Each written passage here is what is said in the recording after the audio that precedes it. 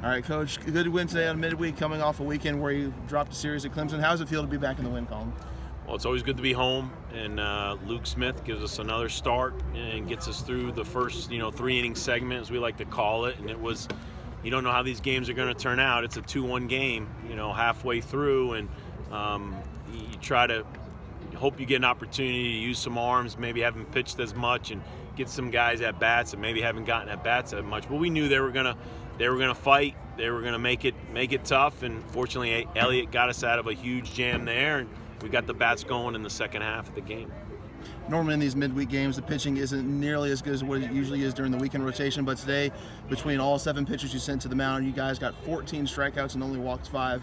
What's it feel like to, even during a midweek game, to know that you're throwing out quality pitchers that you can strike out anyone? Coach Williams is the best, and we got talented arms, and especially in the midweek, and these guys that come out of the bullpen, and sometimes these younger guys don't throw as much, but they're super talented, and heck, I was disappointed at the way we gave up the 2 runs, that we gave up. But it showed you, how good our pitching is and how good they were today. And because, the midweek games are tough, and we got some big ones coming up. A couple of big days at the plate. Zach Britton, a couple doubles. Tyler, a couple doubles. Just talk about the offense and how well they were seeing the ball today. Yeah, I was disappointed early. We left some runners out there. We didn't get a guy in from third. We didn't get a guy over and in. You'd like to manufacture some runs a little early in the game, but that third time through the lineup, the bats really got going, and Britton did what we know he's capable of doing. He's just in and out of the lineup and a little bit in the outfield and DH, and Benelis has another huge at bat, and that's to be good, you got to have different guys step up. Different nights, and we've got plenty of guys that are capable of stepping up.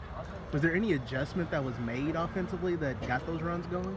I don't know about adjustments. We had a little heart-to-heart in the dugout, so sometimes when I get mad it works, and other times it necessarily doesn't. But they knew they knew we were frustrated, that we missed opportunities, and you let a good you let college baseball teams hang around, and anything can happen, and so we really, I thought, turned it up that third time through the lineup, and locked in, and just seemed more focused, had some more energy to us, and sometimes it's not always me.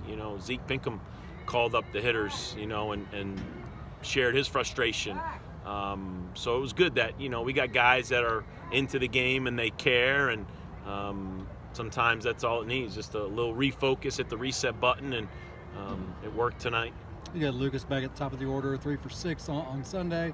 Got you started today with the leadoff hit and scored. How big is he to your top of the lineup? Yeah, it just allows us to put Fitz in what we think is a comfortable spot for him in the 3-hole. It allows us to put a guy like Oriente or Britton behind Wyatt, so you get some protection for Wyatt.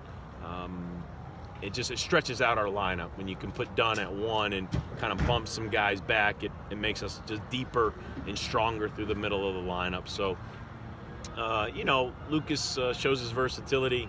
We got him in the outfield. He finished the game at second base. It's nice. It's nice to have guys like that, as we call them, the Zobrist type players that can play just about anywhere on the field. And so if guys aren't hot and we need to stick Lucas in that spot, he can fill in any spot, and definitely adds to our depth right now. NC State coming up, obviously another huge series. They all are in the ACC, but leading the Atlantic. How big is this for you? Yeah, guys? I mean, we knew these weekends coming up here, the Clemson weekend and NC State were huge weekends, and we don't talk about it necessarily. I think the kids know. 15 road games in the ACC, and we just played a top 20 team, and now we're playing a top 10 team. Hopefully we learned a lot from the Clemson series, and a lot of respect for NC State. It's a great program, and so we're looking forward to it. It's going to be a good challenge.